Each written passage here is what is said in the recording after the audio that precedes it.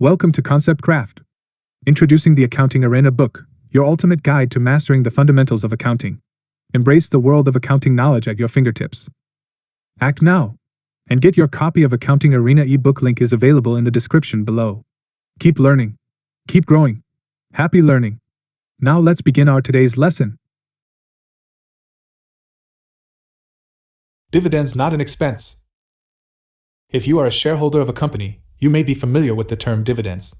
Dividends are payments that a company makes to its shareholders out of its profits.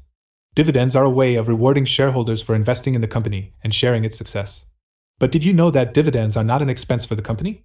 Unlike salaries, rent, utilities, or interest, dividends are not deducted from the company's income statement. Dividends are not a cost of doing business, but a distribution of the company's earnings. Why is this distinction important? Because it affects how the company's profitability and financial performance are measured.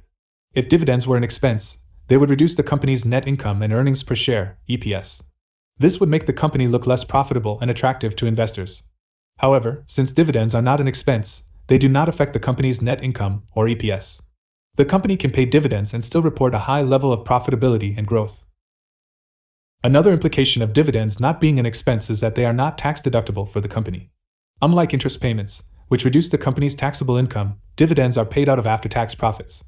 This means that the company pays taxes on its earnings before distributing them to shareholders. The shareholders then pay taxes on their dividend income, depending on their tax bracket and country of residence. This creates a double taxation effect, where the same income is taxed twice, once at the corporate level and once at the personal level. However, despite this disadvantage, dividends have many benefits for both companies and shareholders. Dividends can signal the company's confidence in its future prospects and ability to generate cash flow.